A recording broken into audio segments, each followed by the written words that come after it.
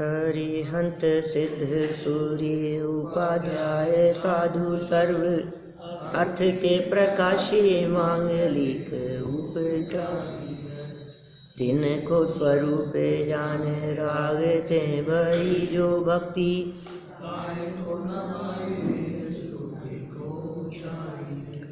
धन्य धन्य तिन्हि थे काज सब आज भये कर जोड़े बारे बारे वंदना हमारी है मंगल कल्याण सुख ऐसो हम चाहते हैं हो मेरी ऐसी दशा जैसी तुम धारी है हो मेरी ऐसी दशा जैसी तुम धारी है हो मेरी ऐसी दशा जैसी तुम धारी है।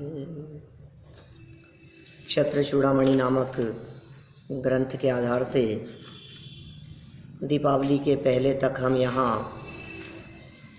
32 सूत्रों की चर्चा दूसरे अध्याय के यह कर चुके हैं। भगवान महावीर स्वामी का निर्वाण दिवस बहुत धूमधाम से यहाँ भी मनाया होगा।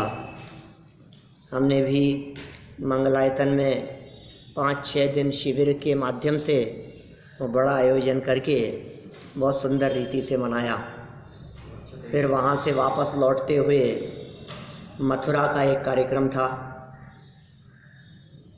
और कुछ दिन के अंतराल बाद आज हम वापस यहाँ प्रकरण को शुरू कर रहे हैं। पिछला प्रकरण आप सभी को ख्याल में होगा, इस उम्मीद से मैं यहाँ आगे बढ़ रहा हूँ।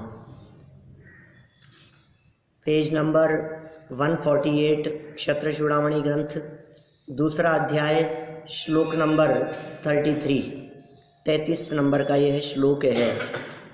चर्चा चल रही थी गुरुओं के संदर्भ में। प्रकरण लगातार नीति के बताए जा रहे थे।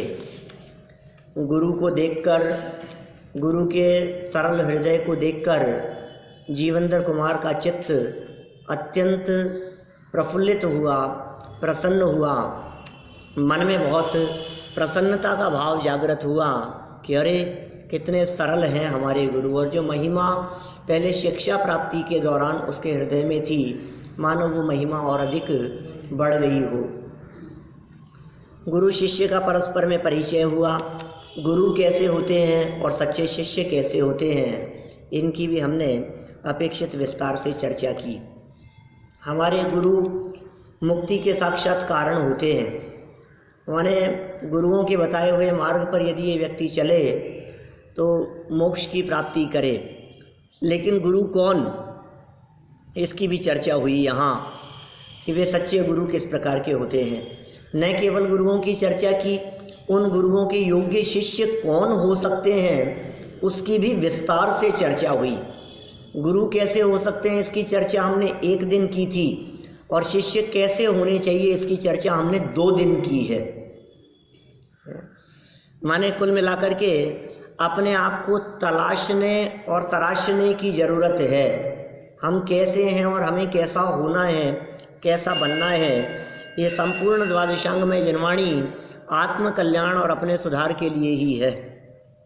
देखिए, जो व्यक्ति गुरु से द्रोह करता है उसकी विद्या का नाश हो जाता है। यह बात इस आगामी श्लोक में कह रहे हैं।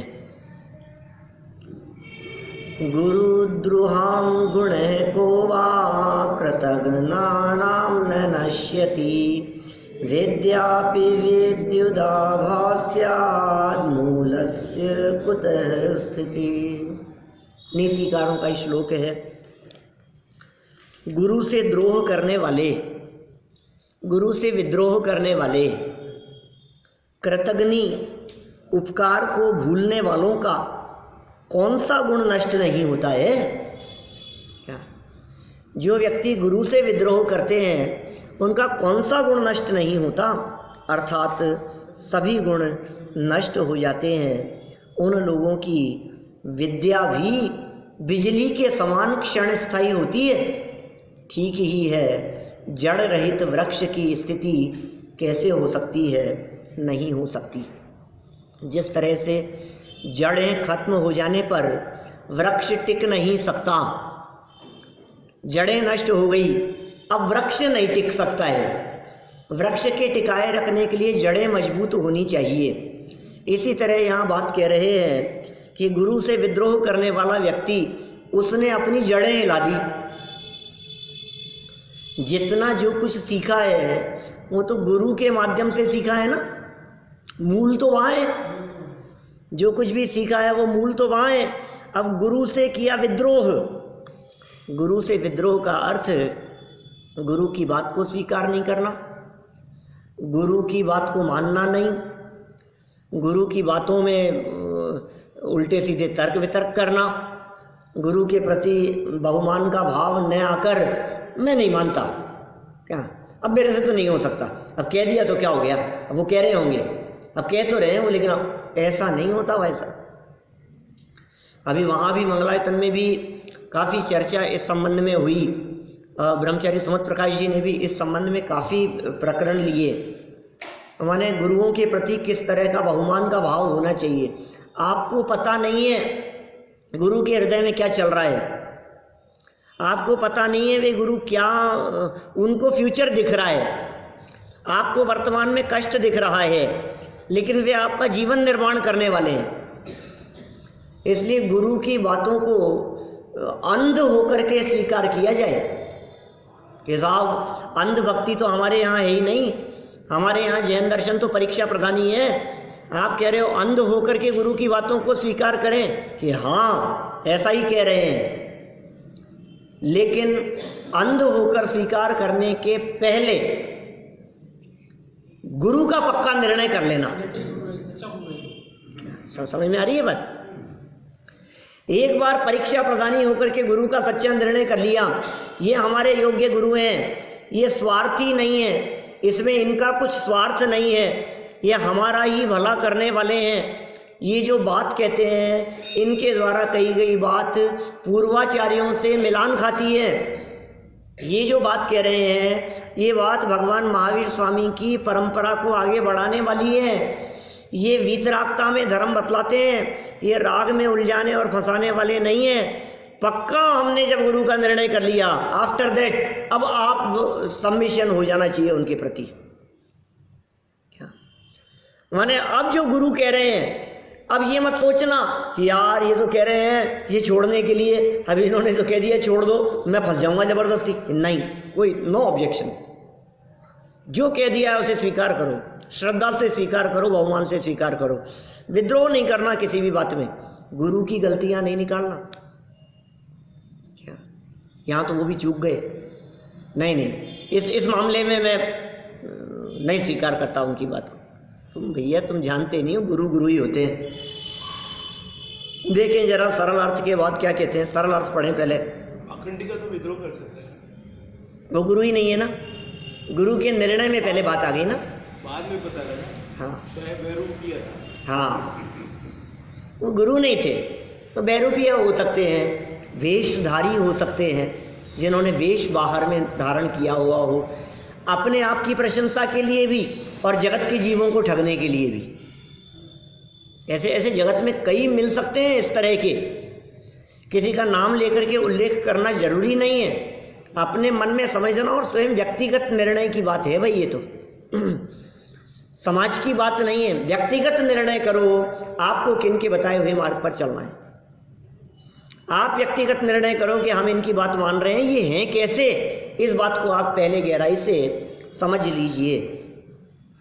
देखिए सरल अर्थ, जैसे जड़ रहित वृक्ष खड़ा नहीं रह सकता, बिना जड़ के कहाँ खड़ा रहेगा वो वृक्ष, वह गिर पड़ता है, नष्ट हो जाता है। वैसे ही गुरु से द्रोह करने वाले कृतज्ञ जीवों के सभी गुण नष्ट हो जाते हैं।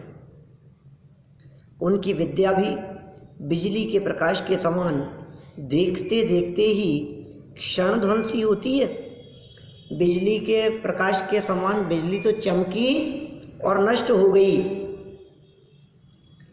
और यदि सिर्फ बिजली हटा करके प्रकाश की बात करूं तो प्रकाश के समान देखते ही देखते नष्ट हो जाती है।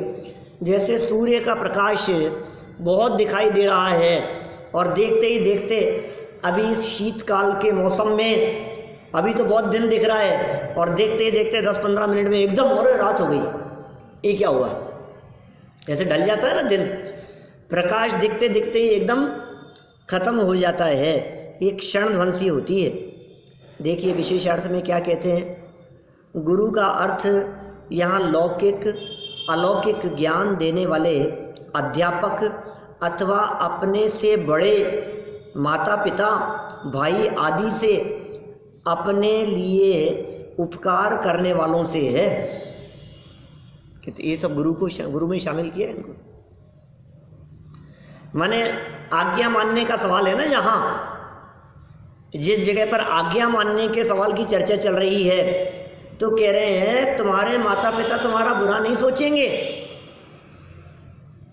वो भले ही तुम्हारे को ये कह रहे हैं, सुबह डांट करके भी कोई बात कह रहे हैं, यहां तक कि पिटाई करके कोई बात कह रहे हैं, चाटा लगा करके कोई बात कह रहे हैं, उसके बावजूद भी वे तुम्हारा उपकार ही करना चाहते हैं।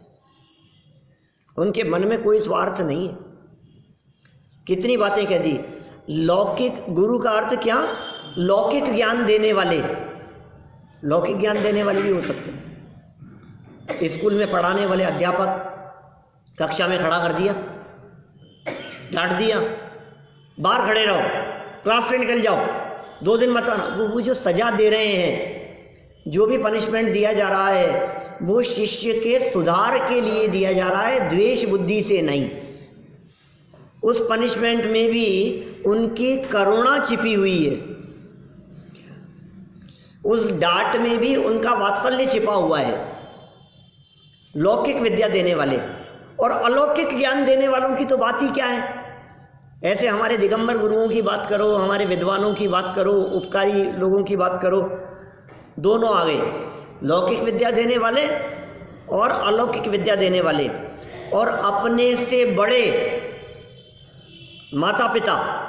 माता पिता तो नियम से बड़े ही हैं, बड़े भाई, हमारे बड़े भाई हैं। अरे नहीं साहब, भाइयों का तो हाल ही खराब है। क्या आप कहाँ बड़े भाइयों की बात कर रहे हो? घर घर में झगड़े हो रहे हैं, बड़े भाई साहब के कहने में आ जाए तो समझ लो फिर तो घर ही छोड़ना पड़ जाए, हमारे वो सारा हड़प लेंगे। नहीं भाई, वो प्रसंग नहीं है।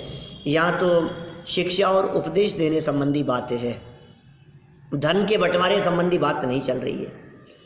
वो जो बात कह रहे हैं, और विशेषकर ये बात विवाह के बाद की बात मत समझना, उसके पहले की बात समझना।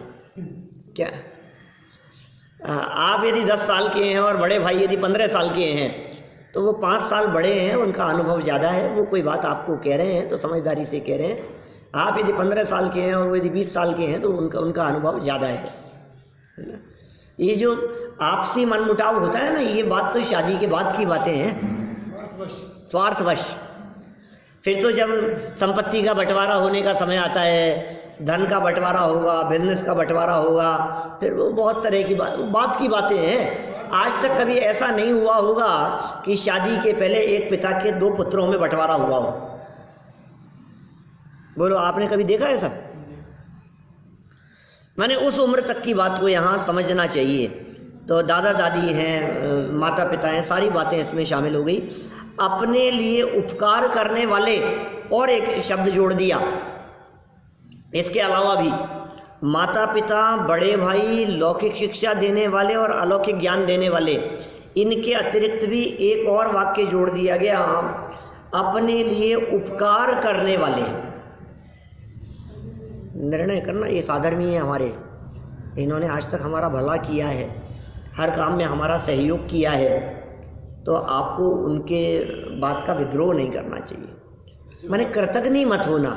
ऐसे में तो आचार्य कुन जो है वो मुनि दीक्षा दे ही नहीं पाते, क्योंकि उनकी माँ तो मना कर रही थी। नहीं, ऐसा नहीं है। तो समझाया ना, राजी किया ना। आचार्य कुंद स्वामी की ही क्या बात करें, हमारे दिगंबर संतों के दीक्षा लेने की विधि में ये बात शामिल है कि माता पिता और परिवारजनों को समझाकर उनसे आज्ञा लेकर दीक्षा लेवें। ये बात शामिल है दीक्षा विधि में। आप घर से झगड़कर दीक्षा ले लो, ये बात नहीं चलेगी। घर में झगड़े कर लिए, विवाद कर लिए और जा करके ले लो आप। माता पिता नहीं दे तो दीक्षा तो लेंगे, ये भी बात है। अरे भाई, आपने प्रवचन सार नहीं पढ़ा क्या? प्रवचन सार 201 नंबर गाथा की बात कर रहा हूं मैं, बिल्कुल स्पष्ट शब्दों में। आचार्य कुंद स्वामी स्वयं ही कह रहे हैं, माता से आज्ञा लो, पिता से आज्ञा लो, परिवारजनों से आज्ञा लो, पत्नी आदि से आज्ञा लो। ऐसे कौन आज्ञा दे देगा कि नहीं? जब तक उनसे आज्ञा नहीं होगी तब तक काम नहीं। आप आत्म कल्याण के लिए जगत के जीवों को दुखी नहीं कर सकते हो। एक व्यक्ति से आपने 2 करोड़ का उधार ले लिया और उसके बाद में आपने ले ली दीक्षा, बोले मैं तो बाबा बन गया, अब तेरे को किससे क्या करूँ, मेरे पास तो कुछ नहीं है। पहले चुकाओ, उसके बाद में दीक्षा लो। माथे पर वजन लेकर के दीक्षा नहीं होती है क्या? नहीं, तो क्या कुछ नहीं। रागी से अनुमति लेके आएगा? नहीं, होता है ऐसा। और वो भी जो जिनके घर का माहौल इतना प्रतिकूल है, इसका मतलब तुम्हारा वैराग्य क्या है? तुम अपने घर में घर के लोगों को नहीं समझा सके, तुम दीक्षा लेने के बाद में जगत जनों को समझाने का प्रयास करोगे? बोलो, माने कितनी बातें उसके अंदर छिपी हुई है। घर के 2 आदमी तो संभलते नहीं है तुम्हारे से, वो तो तुम्हारी आज्ञा में चलते नहीं है, वो तो तुम्हारी मानते नहीं है, उनको तो तुम्हारा वैराग्य पसंद आता नहीं है। और तुम दीक्षा लेने के बाद में समाज के लोगों को कहोगे ऐसा नहीं होना चाहिए, ऐसा कर। फिर तुम कहो समाज वाले मेरे हिसाब से चलें, फिर दुनिया हमारे हिसाब से चलें। फिर कहूँगी मैं दीक्षा दे करके और शिष्य बनाऊंगा, आचार्य हो जाऊंगा, फिर सारे शिष्य मेरे निर्देशन में चलें। तुम्हारे में ऐसी योग्यता होनी चाहिए कि तुम्हारे व्यक्तित्व से, तुम्हारी वाणी से प्रभावित होकर के। देखो, बच्चों को पालते समय माता पिता भी समझते हैं इसकी परिणति कैसी है। पूत के पग पालने में दिखते हैं क्या? और जिन बच्चों में दीक्षा लेने के संस्कार हैं, वो संस्कार भी व्यक्तिगत नहीं है, वो संस्कार भी तो परिवार से आए हैं ना। वो जिस घर में आकर के ऐसे 11 साल की उम्र में दीक्षा लेने वाले जो मुनि हुए, कुंद स्वामी 13 साल 15 साल की उम्र में जिन्होंने दीक्षा ली हो, मैं आपसे पूछता हूँ, ये दीक्षा लेने के संस्कार, ये माहौल, ये वातावरण, ये वैराग्य, ये सब बातें उन्होंने कहाँ से सीखी? ऐसा ही था माहौल घर का भी, तो कैसे विरोधी हो सकते हैं? बहुत विस्तार से चर्चा बतलाई है टीका में, उसको अमृतचंद्र स्वामी ने खोला है। बहुत सुंदर चर्चा है वो, वहां से प्रवचन सार से पढ़ने योग्य है। जीवन जीना सिखाते हैं भाई साहब, कैसे जीवन जिया जाए ये बातें बताई जाती हैं हमारे यहाँ ग्रंथों में। द्रोण का अर्थ अहित विचारना, वैर भाव रखना है। द्रोण, गुरु द्रोण की बात कर रहे हैं ना, ये गुरु द्रोहाम, गुरु के प्रति विद्रोह की बात कर रहे हैं। विचारना, अहित विचारना, वैर भाव रखना। गुरुद्रोही का अर्थ गुरु का वैरी होना है, और कृतज्ञ का अर्थ किए हुए उपकार को न मानना है। उन्होंने कितने उपकार किए। आप अपने ऊपर किए गए अपने बड़े भाई के उपकार को नहीं भूल सकते। जब आप छोटे से थे, उंगली पकड़ करके चलते थे क्या? स्कूल में भी कुछ तकलीफ होती थी तो आपके बड़े भाई आपको संभालते थे। आप उन उपकारों को कैसे भूल सकते हो? आपके माता पिता के आप उपकार को कैसे भूल सकते हो? बचपन से जो कदम कदम पर, अभी तो आप बड़े हो गए तो आपको कुछ याद नहीं है, लेकिन आपका बोलना, आपका चलना, आपका खाना पीना, आपका एक एक अक्षर, आपका उंगली पकड़ करके स्कूल जाना, होमवर्क करना, क ख ग ABCD सब कुछ, ये कोई कम है बातें? अनगिनती बातें लागू होती हैं उनके ऊपर। तो ये कह रहे हैं, और अपने जो गुरुजन हैं उन्होंने जो सिखाया है आपको, गुरुओं ने जो आपको बातें सिखाई है, उनके उपकार को न मानना और उपकार को भूल जाना, बोले कृतज्ञ है कि ये हुए उपकार को भूल गया है, देखो कुछ होश नहीं है। अपने गुरुओं के उपकार को न भूलें। कृतज्ञ का अर्थ किए हुए उपकार को न मानना है। गुरुद्रोह व कृतज्ञ पने का भाव अति तीव्र कषाय रूप परिणाम है। ये विद्रोह का परिणाम, ये मंद कषाय का भाव नहीं हो सकता है। ये तीव्र कषाय में इस प्रकार का भाव होता है। अत्यंत तीव्र कषाय है ये, विशुद्धि लब्धि वाला जीव नहीं है ये, सम्यक दर्शन के लिए पात्र नहीं है ऐसी तीव्र कषाय वाला जीव। तीव्र कषाय के निमित्त से ज्ञानावरणादि घाती और अन्य पाप कर्मों का अधिक स्थिति अनुभाग वाला कर्म बंध होता है, और जब इस कर्म का उदय आएगा तब नियम से ज्ञान भी हीन और कम होगा। ओहो, ये देखो कि साहब क्या बात कर रहे हो, गुरुओं के प्रति विद्रोह करने से कौन सा ज्ञान कम हो जाएगा, क्या फर्क पड़ता है, कर लिया तो कर लिया, उपकारी का उपकार नहीं माना तो नहीं माना। ये सुनो भाई, आपकी जो तीव्र कषाय है, इस तीव्र कषाय के निमित्त से ज्ञानावरणादि का घात होगा, घाती कर्म, ज्ञानावरणादि घाती कर्म और अन्य पाप कर्म, उनका स्थिति अनुभाग ज़्यादा होगा। करो आप, कोई दिक्कत नहीं है। वर्तमान में थोड़ा पुण्य का उदय चल रहा है इसलिए आपकी सब बातें चल रही है, लेकिन जैसे ही इस पाप कर्म का उदय आएगा तब कैसी प्रतिकूल परिस्थिति बनेगी। आखिर तीव्र कषाय के वर्तमान परिणामों से पाप कर्म की स्थिति अनुभाग तो बढ़ते ही हैं। पूर्व के बंधे हुए पाप कर्म, उनकी स्थिति और अनुभाग बढ़ेंगे, और वर्तमान में किए जा रहे पाप वो भी अधिक स्थिति और अधिक अनुभाग वाले बंधेंगे। स्थिति मतलब टाइम पीरियड, लंबे टाइम पीरियड के लिए कर्म बंधा, और अनुभाग मतलब फल देना, ज़्यादा फल देने वाले वो हुए, तो स्थिति भी ज़्यादा पड़ी। किसकी? पुण्य की नहीं, पाप की। माने समझ लीजिए फ्रैक्चर हो गया, अब फ्रैक्चर हो जाने पर जो हड्डी टूटी है वो हड्डी आपकी 21 दिन में जुड़ेगी कि 3 महीने में जुड़ेगी, ये स्थिति है। क्या समझ रहे?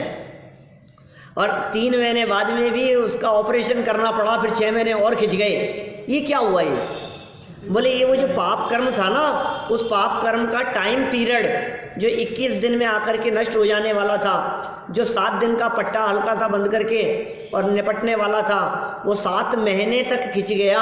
ये स्थिति खिंच गई उसकी। ऐसे फल देने में जो इतना मंद था, जो बर्दाश्त योग्य दर्द था, जो बर्दाश्त योग्य तकलीफ थी, वो अनुभाग कम था। अब तकलीफ इतनी बढ़ गई कि वो बर्दाश्त के बाहर हो गई, ये उसका अनुभाग ज़्यादा मिल रहा है। तो तीव्र स्थिति और तीव्र अनुभाग वाला कर्म बंद होता है। सावधान रहना, कषाय के परिणामों से सावधान रहो। देखो संसार दशा है, गृहस्थ दशा है, क्रोध का परिणाम, तीव्र कषाय का परिणाम, अभिमान मायाचारी लोभादिक के परिणाम। कषाएं तो सारी बैठी हुई है, कषाएं कोई चले थोड़ी ना गई है कुछ भी, तो ये तो सब आती है, भाव तो आएंगे, लेकिन वो लंबे नहीं खिंचे। इधर आपका कषाय परिणाम लंबा खिंचा और उधर स्थिति लंबी बढ़ती जा रही। आप समझ रहे हैं? अभी मैं इस कषाय परिणाम से उस स्थिति का कंपैरिजन करूं तो मैं ऐसा कह सकता हूं, 1 मिनट का कषाय परिणाम इज इक्वल टू 1 साल का स्थिति बंद। मोटा वैसे समझो आप तो समझ में आएगी। 1 मिनट का कषाय परिणाम और 1 साल की स्थिति। 5 मिनट का आपका कषाय भाव लगातार चला 5 मिनट तक, तो 5 साल की स्थिति। लगता है क्या कह रहा हूं मैं तो पौराणिक उदाहरण के आधार पर उस बात को घटित कर रहा हूँ। ऐसा कुछ होता नहीं है, तो कर्मों का तो चाल अपने हिसाब से चलती है, हमारे हिसाब से नहीं चल रहे हैं। लेकिन 22 मिनट के लिए जिन प्रतिमा दर्शन से वंचित रखा था अंजना ने अपनी जेठानी को, कितनी देर के लिए? 22 मिनट के लिए। और 22 मिनट की स्थिति कितनी पड़ी उसके? 22 साल, 22 वर्ष। क्या 22 है? 1 मिनट 1 वर्ष के बराबर हो गया। ये कोई ऐसा नियम नहीं चलता है। ये तो मैं तो इतना अपने बुद्धि में समझ में आया ना कि भैया तुम कर क्या रहे हो। 24 घंटे तक यदि आपने कोई कषाय किसी के साथ में पाली रखी, समझ लो आप गुस्सा किया 24 घंटे तक, तो वो 24 घंटे का गुस्सा हो सकता है आपको कभी 24 साल तक परेशान करे। ज्यादा हो गया, सागरों तक की बनती है स्थिति। क्या 24 साल नहीं करे तो 24 महीने परेशान करे आपको 24 घंटे का काम। कोई सावधान रहो भाई, कषाय को खींचो मत, कषाय को लंबी मत करो। उसका स्थिति भी कम हो और उसका अनुभाग भी कम हो, इसके लिए वर्तमान परिणामों को संभालो, अपने भावों को संभालो। क्या भैया, हाँ मैं जान रहा हूँ, मैं ये बैठे बैठे सोच रहे हैं कि काश भाभी आती आज प्रवचन सुनने। मन में ये चल रहा है आज ही वो नहीं आई और आज ही ये कह रहे हैं ऐसी बात। सब पता लग रहा है, कोई बात नहीं, रिकॉर्डिंग सुना दो ना आप। तो क्या कह रहे हैं आप, ये जो तेरा ज्ञानावरणादि कर्मों का चक्कर है, अति तीव्र कषाय का जो परिणाम है। और तीव्र कषाय का परिणाम किसे कहा ये तो सुनो। तीव्र कषाय का परिणाम किसे कह करके पुकारा है? गुरु द्रोह का परिणाम, माता पिता के प्रति द्रोह का परिणाम, बड़े भाई के प्रति द्रोह का परिणाम, अपने को शिक्षा देने वाले, अपने ऊपर उपकार करने वाले, अपनी हेल्प करने वालों के प्रति द्रोह का परिणाम। इस परिणाम का क्या होगा बोलो, इस परिणाम का क्या फल मिलने वाला है? बोले ये तेरे तो भविष्य दिख रहा है, तेरा क्या होने वाला है तेरे साथ में, फ्यूचर दिख रहा है। ये कह रहे पाप कर्मों का अधिक स्थिति अनुभाग वाला कर्म बंद होता है। हिसाब बंध जाएगा, बंधेगा तो बन जाएगा, क्या फर्क पड़ रहा है, भोग लेंगे। अरे नहीं भाई सुन, और जब इस कर्म का उदय आएगा तब नियम से ज्ञान भी हीन होगा, कम होगा, और बुद्धि भी कमजोर पड़ जाएगी, मति भ्रष्ट हो जाएगी, याददाश्त क्षमता चली जाएगी, स्मरण शक्ति रहेगी नहीं, और ये भी हो सकता है तू पागल हो जाए, याददाश्त चली जाए, याददाश्त कम हो जाए, ऐसी मेमोरी हो जाए कि अभी पूछो और अभी गायब, अभी पूछो और अभी गायब। ऐसी स्थिति हो सकती है। 5 मिनट पहले कोई बात बतलाई थी और याद नहीं है, ये क्या हो गया? ऐसे झटके लगते हैं, ऐसे कर्म के उदय आते हैं। ये कर्म के उदय छोड़ते नहीं है किसी को, ये किसी के सगे नहीं होते। सावधान रहो इन कर्म के उदय से। इनको जीतने का तो एक ही उपाय है कि उदय से दृष्टि हटाकर स्वभाव को देखो, बस एक ही उपाय है। कर्मों को जीतने का उपाय कर्म की तरफ देखना नहीं, कर्म से दृष्टि हटाकर अपने स्वभाव की तरफ देखना है, यही उपाय है। इसलिए कहा है कि कृतघ्नि की विद्या भी बिजली की चमक के समान शीघ्र ही नष्ट हो जाती है। तो कृतघ्नि बड़ा सुंदर शब्द है, कृतघ्नि हिंदी का। गुणचोर, किए हुए उपकार को भूल जाने वाले गुणचोर। उस समय आज के 10 साल पहले उन्होंने उस काम में इतनी हेल्प की थी, 5 साल पहले उन्होंने ऐसा किया था, भूल गए उसको। ये व्यक्ति खराब बातों को तो याद रखता है, अच्छी बातें याद नहीं रखता। 10 काम अच्छे किए हो किसी व्यक्ति ने, हेल्प की आपकी, वो याद नहीं रहेंगे, और एक बार उसके माध्यम से कुछ काम ऐसा कह दिया कि अब वो हाईलाइट हो जाता है। सुनो भाई, यहाँ ये कह रहे हैं जो तुम्हारे साथ में अहित हुआ है वो अपने पाप कर्म की वजह से हुआ है, और जो हेल्प हुई है उसके लिए उसका उपकार मानो। देखो ये है जीवन जीने की कला। अपने साथ जो अनुकूल परिस्थितियां हुई हैं उसका क्रेडिट दूसरों को दो, और अपने साथ जो खराब परिस्थितियां बनी हैं उसका क्रेडिट अपने द्वारा किए गए पाप कर्मों को दो, तो जिंदगी अच्छी चलेगी। ये लाइफ कैसे अच्छी चले? मेरे साथ ऐसा, मेरे साथ ऐसा, ये मेरे साथ ऐसा करते हैं, इन्होंने ऐसा कर दिया, ये ऐसा। तो सुन भैया, ये तो हमारे बिल्कुल नहीं है, मैं तो पहले से ही जानता था, इसके साथ में पार्टनरशिप आपने की है ना,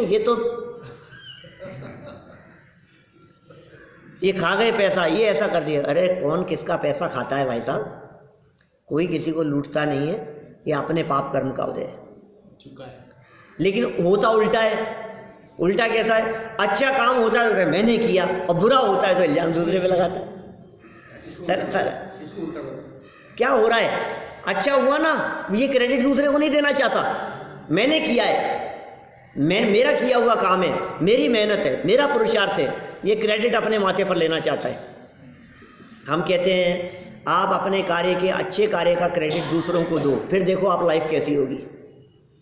और दूसरों के द्वारा किए गए दंड, अपराध, गलत काम का भी वो आप अपने माथे पर ले लो, फिर देखो आप, ये है उसको सुधारने का तरीका। परिणाम मंदी तब होगी, परिणाम मंदी तब होगी। मंद कषाय की बात कह रहे हैं, ये सिखा रहे हैं, मंद कषाय सिखा रहे हैं कि पूरा का पूरा ग्रंथ नीतिकारों के श्लोक है ना, क्या लिखा, अत्र है नीति कह करके क्या लिखा, नीतिकार के, नीतिकार का मतलब जैनियों के लिए बात नहीं है, जन सामान्य के लिए बात है। जीव विशेष, नीतिकार का मतलब जीव मात्र के लिए है, प्राणी मात्र के लिए, हर व्यक्ति के लिए, जो अपनाए उसके लिए है। जैन अजैन हिंदू मुसलमान कोई भी हो, ये नीतियाँ सबके ऊपर लागू होती है। नीति कहते ही उसे हैं जो लोक और समाज पर लागू हो, उसका नाम है नीति।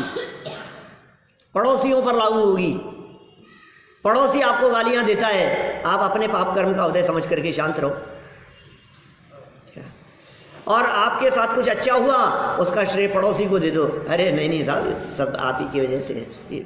ये इसका मतलब ये नहीं है, चापलूसी नहीं है, आप समझ रहे हैं, इसका नाम चापलूसी नहीं है, इसका नाम व्यवहार है, लोक व्यवहार है। निकृष्ट आदमी तो और सर पे चढ़ जाता है। नहीं नहीं, ऐसा नहीं, वो सब आपको बहुत बातें बैलेंस बना करके चलनी पड़ेगी। चलिए पूरा करते हैं प्रकरण को, क्या कहना चाहते हैं। हाँ आचार्य देव, जीव ने क्रोधादि कषाय परिणाम किए और तत्काल ही ज्ञान चला गया, ऐसा होना अनिवार्य नहीं।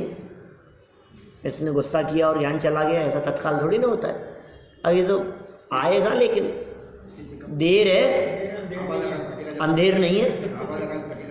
भगवान के घर, अरे भगवान के घर की बात नहीं है, कर्मों से डर, भगवान के घर नहीं, तेरे कर्मों की बात है। जीव ने क्रोधादि कषाय परिणाम किए और तत्काल उसी समय गुस्सा किया और ज्ञान चले गए। अरे यदि गुस्सा करते ही ज्ञान चले जाया करे, ऐसा हो जाए तो लोग सावधान ही हो जाए, सभी सुधर जाए। ऐसा नहीं होता, तत्काल ही ज्ञान चला गया, ऐसा होना अनिवार्य नहीं है, क्योंकि कर्म का बंध होने पर भी उसका अबाधा काल पूर्ण हुए बिना कर्म का उदय आता ही नहीं है। बंधने के बाद भी अबाधा काल चलता है। अभी बंधा अबाधा, जब तक वो कर्म उदय में नहीं आता तब तक के काल को क्या कहते हैं, अबाधा काल। अबाधा काल तक वो कर्म उदय में नहीं आएगा, और फिर जब उदय में आना चालू हुआ फिर क्या होगा, बोले बस अब जीवन भर के किए हुए पाप जब तक उदय में नहीं आ रहे हैं तब तक गाड़ी सुख शांति से चल रही है, और एक दिन खाट पकड़ ली, अब वो स्थिति कितनी लंबी चलेगी बोलो। अब बिस्तर पकड़ लिए, अब क्या हुआ, और 10 साल से बिस्तरों में, ओहो ये क्या हो गया, और इतनी तकलीफ, ये स्थिति है, ये फ्रैक्चर की स्थिति की बात, कई बीमारी की स्थिति की बात समझ लो, कुछ भी लंबे समय तक चलती है। क्षण मात्र का अपराध और लंबे समय तक भोगेगा।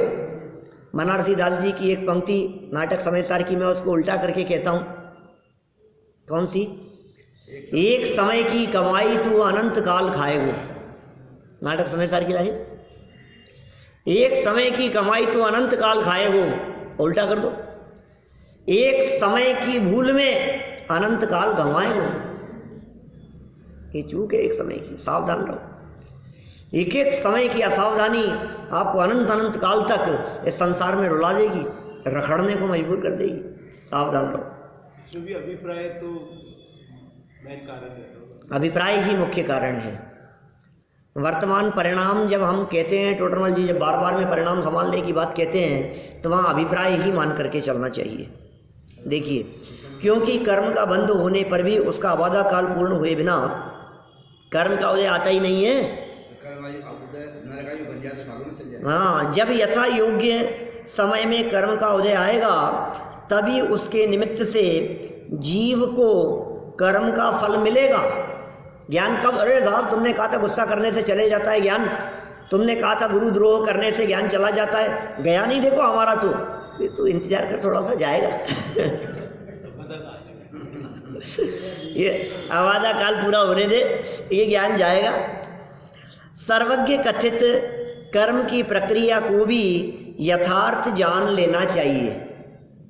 सर्वज्ञ भगवान के द्वारा कही गई जो ये कर्म प्रकृतियाँ है, कर्म बंधन की प्रक्रिया है, उसे भी यथार्थ जान लेना चाहिए।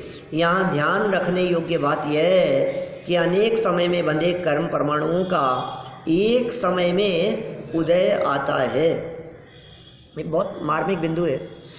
पंडित जी साहब ने, टोडरमल जी साहब ने मोक्ष मार्ग प्रकाशक के दूसरे अध्याय में इसे खोला है।